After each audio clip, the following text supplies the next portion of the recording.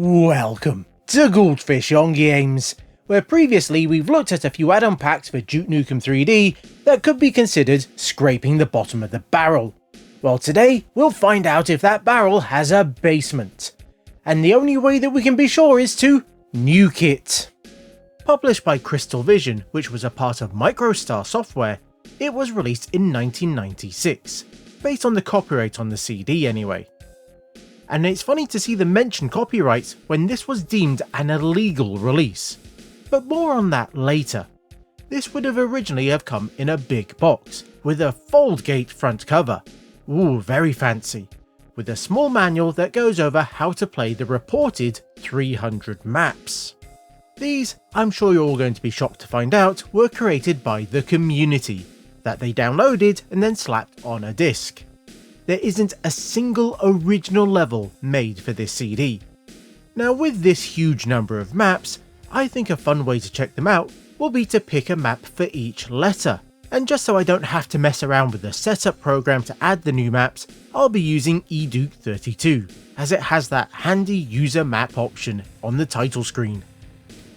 Starting with 2009. A well-designed space station with enemies that have been placed with care rather than just being randomly dumped in.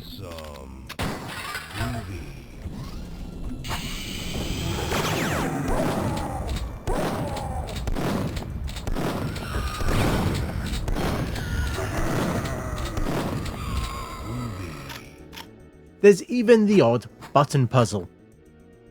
And it gives you enough spaces to explore and try and look around, before you realise that the red key that you were needing was right back at the start, hidden in plain sight. Now you could say this has a bit of a let's throw everything in it vibe. Like, did it really need a train in the middle of it all? Most likely not, but I think they have just about pulled it off. Even if I think some of the extremely steep ramps could have been toned down a little bit. But if all the maps are of this quality, then I'd be very happy.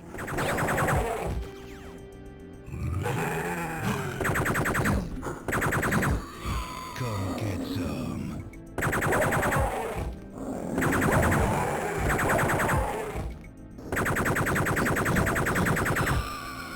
Come get some.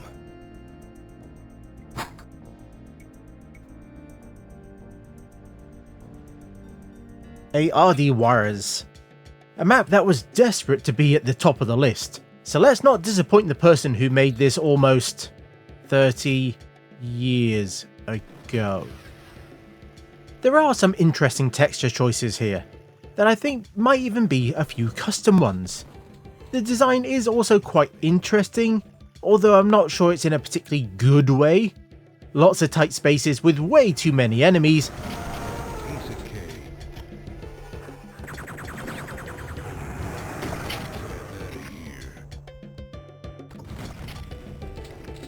and then it ends with a boss fight in a big room. A bit of a short level that has all of its health right at the very start.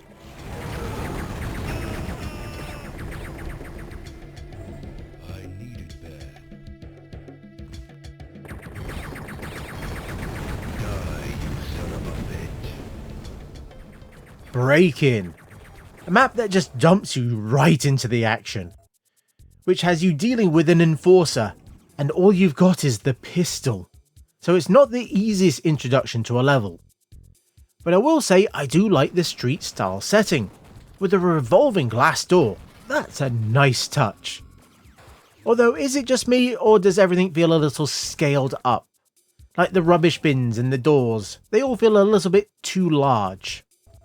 But this is quite a big and interesting level. Again, we have a subway system going on, but I was a bit annoyed that I managed to get myself stuck.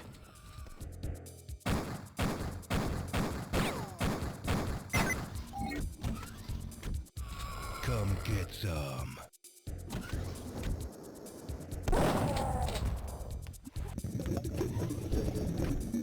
Come get some. Body. Not really a single player map, as there aren't any enemies or even a way of ending the level. but just look at the effort they put into making a map that is, well, sort of a person. This is the sort of silly map that I enjoy stumbling across, so I just had to show it off as well.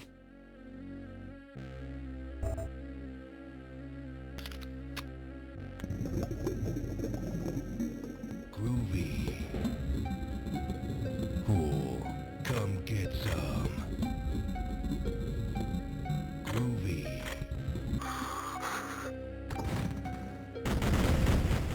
California. A hotel map that at first I figured was a play on Hotel California. But it seems that we can leave. And there's this whole outside area with a moving car.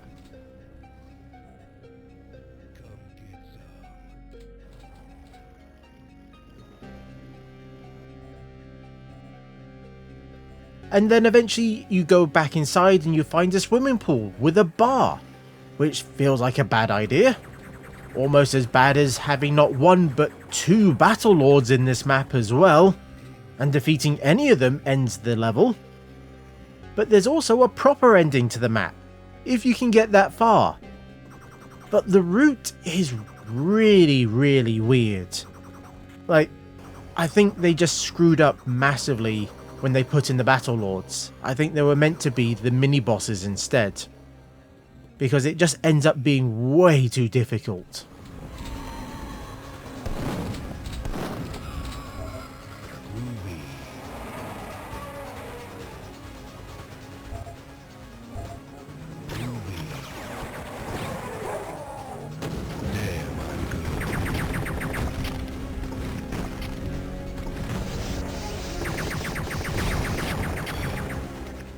Day Off. A map that we start off on a ship and then teleport into a city block. An environment that Duke 3D always does well, and I think they've also done a good job here. We have the typical Duke locations like a strip club and sewers, and everyone's favourite thing, explosions! You must have something blowing up on a Duke map. And they've done a great job of building up the difficulty as it goes. They even remembered to use a Battlelord Sentry rather than a Battlelord. So all in all, another well done map.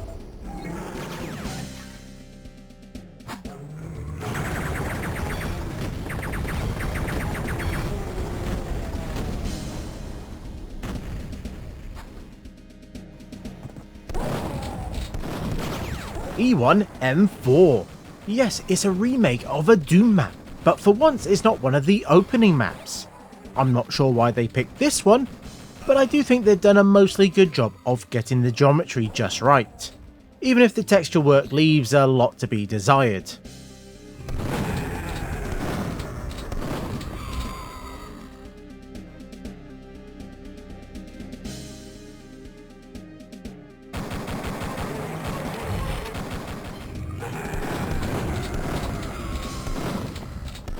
As stated earlier, this collection was classed in court as an illegal release, as it received a lawsuit not due to the quality of the disc or even advertising standards.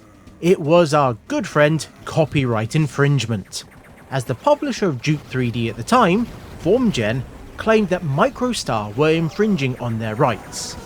This was based on them using the screenshots of the game on the box, but also they claimed that maps included copyrighted material.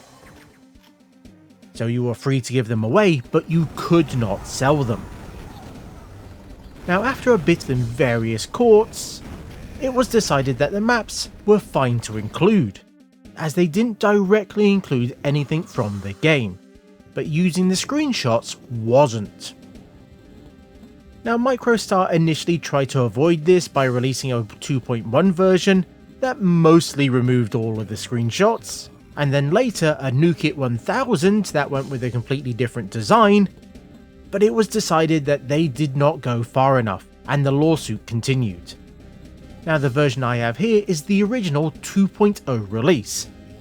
Now, the end result of all of this was Nuke-It was no longer allowed to be sold, and eventually MicroStar would have to pay up for a license so they could release their later products.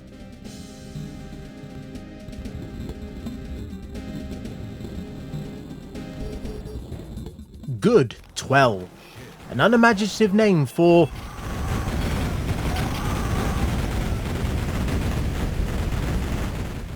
Whoa, that was quite the start.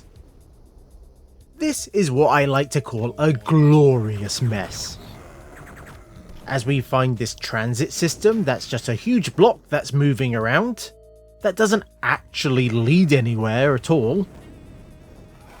And after running around for a bit, you'll eventually spot an air vent that will take you down into some deep water, and then that will obviously lead us to another Battle Lord on a spinner, and boy is it confused. You can also walk around in outer space. Completely and utterly bonkers.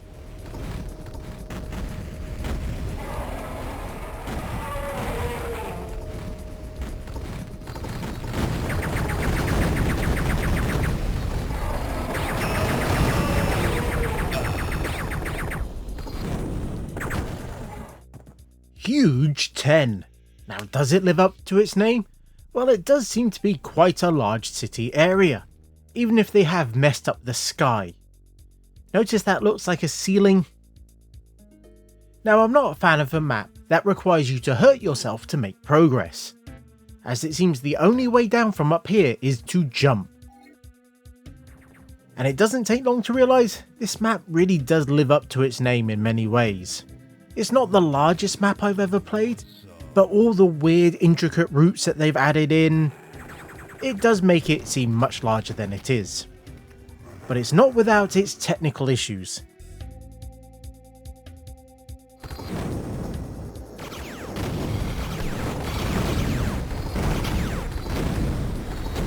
Your face, your ass, what's the difference?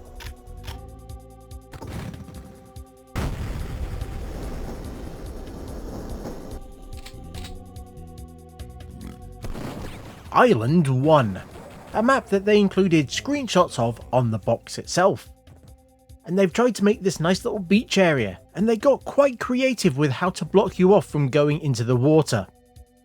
Now with a name like this you might expect more outdoorsy, islandy style stuff, but this is pretty much about the caves, and a large, very large shotgun box.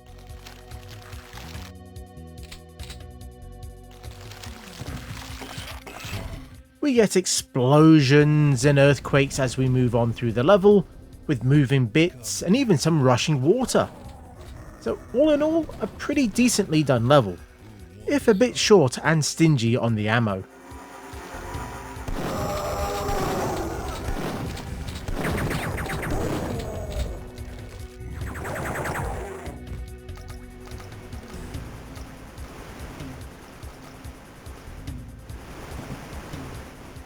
Junkyard, an interesting looking map that gives you a few targets to deal with, just with the pistol to start with.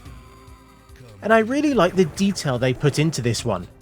But the more I played it, and found the underwater bits, and got into the tower, the more I realised that, well, this is it. This is all there is to the map. So I think this is more a multiplayer one that they dumped some enemies in, and called it a day. But this could have been a great start to a really interesting level.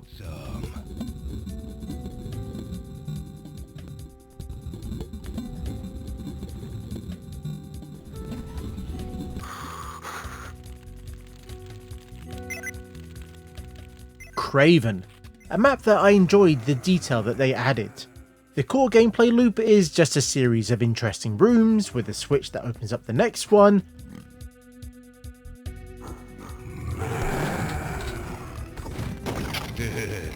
And it might get a little confused with all of its locations, like here is randomly a pool. But I will say they got me good with the secret wall with trip mines behind it, very sneaky. But you can clearly see a lot of thought and care has been put into this one.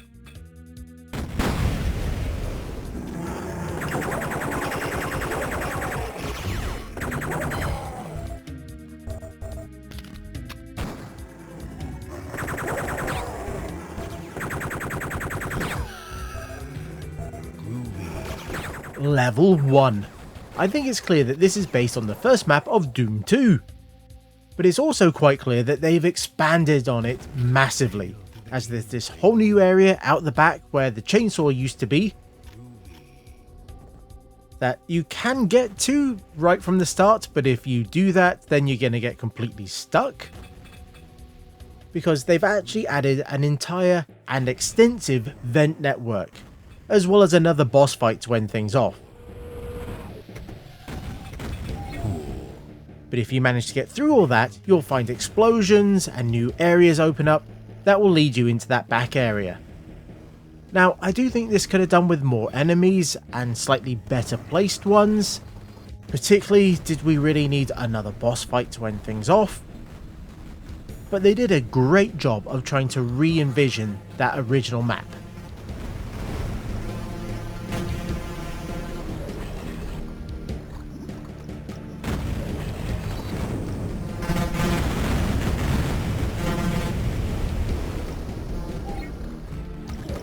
Mall. Unsurprisingly, this is a mall. Just one that people don't seem to want to walk anywhere, as there's travelators everywhere. But there's also a lot of damaged areas here, so this is not a healthy mall. Now, this map feels absolutely huge, but there are large areas with some nice detailing in it, but nothing to fight. The monsters have been kept to the shops along the side, with some areas actually being a little bit broken in Duke 32, with some really weird walls that you can actually get down into a boss fight, I think, but then I couldn't see anything and I just died. There's also some other areas with weird stuff going on, and I think this could have been an absolutely great map with a bit more time and revisions.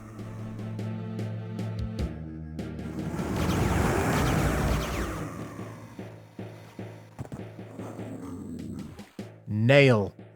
This is an odd one, as someone has clearly put a lot of time and work into it, but it also feels like someone just kept adding stuff to a level as they learned it, so it ends up feeling a little bit disjointed. Like, the blue key is deep into this very dark area that requires you opening multiple hidden walls. It's a level that I think is a very decent start, and I'd like to see what they could do if they stuck to a single theme and had a central core idea to work around.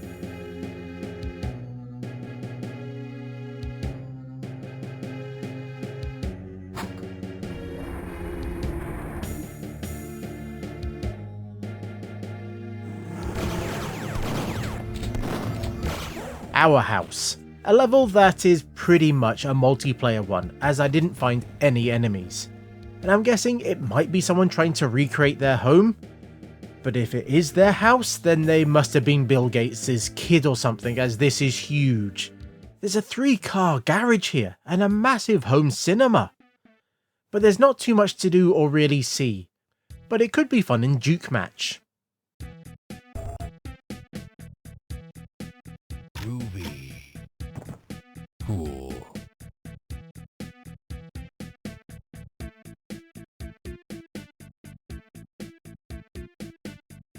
Now, also included on this CD was a number of tutorial maps. These were to show people how to implement specific features like doors, glass, or even water, as you could open up any .map file in the build editor and check it out.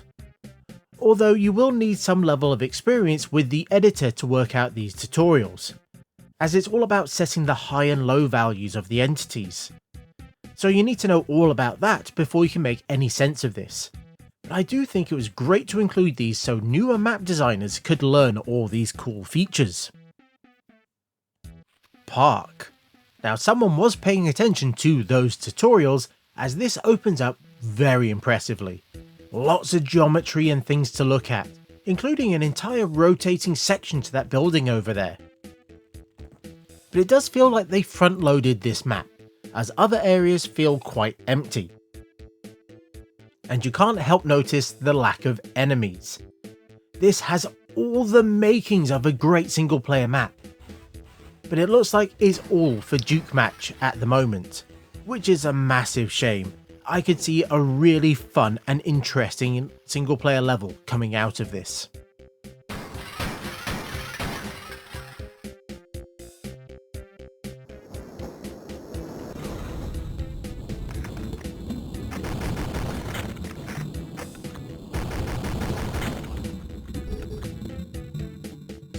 Quad, another map that starts off strong, as you get to see a nice overview of the level.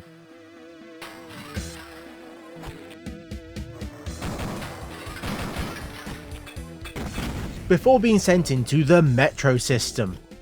And it just gets better from there. This honestly feels as good as some of the official maps, and better than most of the add-on maps that we've seen in other collections. There's so many bits to explore and find, and lots of windows to fly into. This is just a joy of a map.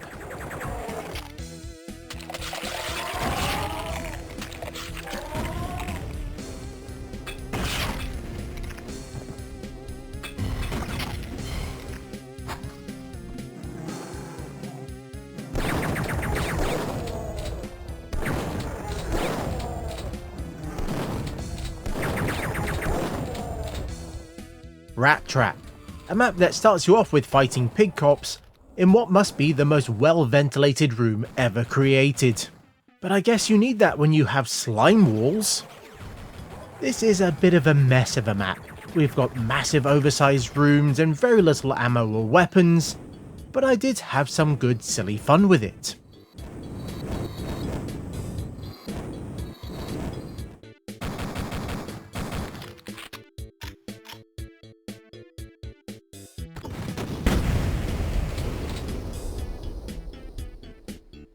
Screw you too. Now I'm not sure if they're insulting us or the band, but this is actually another detailed level. And it's based on the space station theme, and they've done a great job with it.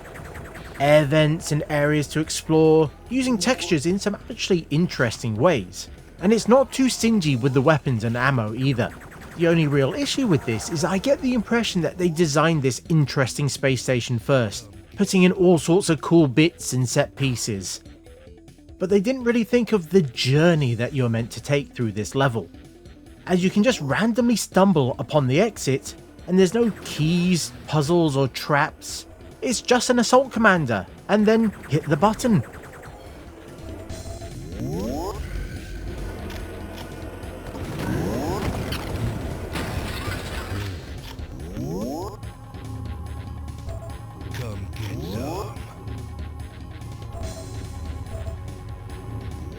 Trapped. Not so much a level, but a death screen, as you get all the bosses in a single room with you with nothing.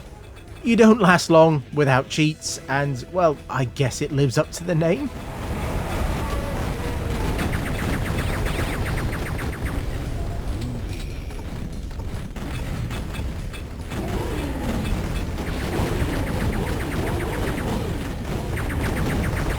Ultimate. A map that does not live up to its name, unfortunately.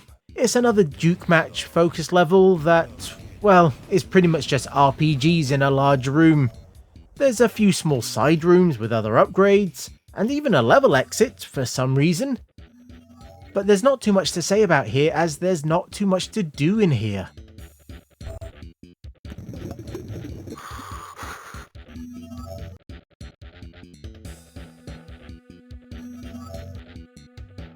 Vim Death, a map that's obviously about someone's frustration in trying to exit the text editor. Or possibly it's another deathmatch map, with a central area with a few corridors around the side, as well as a bit of water. And by the way, if you've ever wondered why this texture shows up all the time, well, the answer is it's the default texture in the build editor, so unless you change it, this is what you get.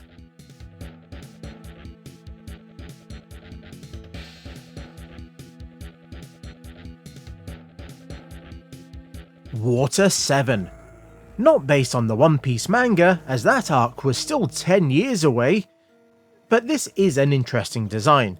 Lots of small corridors with water, and large areas outside as well. But wow, there is not enough ammo here. But I like how they show you the exit early to let you know you're on the right track. As you might expect, there is water to dive into, and wow, we've got a random subway. And wait a minute. This is just Huge 10. Did they make this map first and then expand it to make Huge 10? As all of this tunnel section with the subway is identical. it's just that outside bit at the beginning that's different. At least I hope it was the same level designer who did the two of them, as otherwise someone just took the map file and then just edited to make everything else.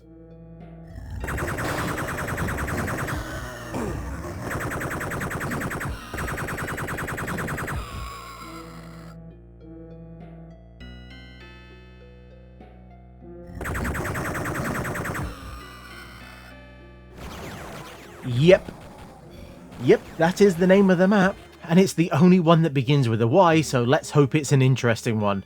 And there are enemies here, but this is giving me vibes of being Duke Match. But the design is a little bit too complex and large for that really, as you can easily get lost for absolutely ages and not see anyone at all, and some areas feel completely underdone.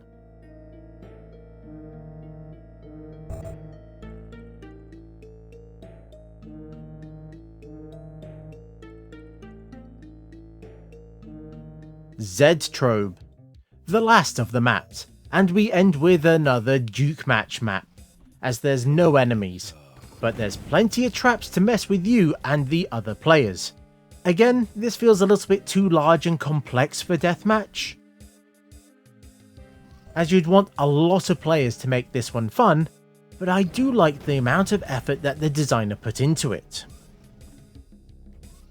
It's clear that bundling the build editor with the game did absolute wonders for the community, and when magazines like PC Format also included tutorials on it, you know they were onto a winner. And well, I think we've seen the results, as there's been some really good maps in this lot, and I was really just scratching the surface of this collection. Yeah, we have the odd one where textures are a bit wonky or just plain wrong, but these were all made by amateurs, so I'm not going to be too hard on them. We can be harder on Microstar, who did this release, as on the box they advertised there was 25 wallpapers that turned out just to be screenshots of the game. Some are better than others, but overall it turns out there's actually just 24 of them, so they didn't even reach their own target. Now at the time there was actually need for collections like this, as not everyone had access to the internet. So typically you just had to hope that someone might put these on a cover CD for one of the magazines, but they didn't always do that. But I do wish that they had put a bit more time and care into this whole thing, as the CD could have been far better. And with that I feel we can end this episode, and I'd like to thank you the viewer for getting this far, as well as thanking my amazing Patreons that you can see on screen right now, because they help get episodes like this made, and by joining them for free you can get ad-free access to episodes a week early as well as your name on the screen.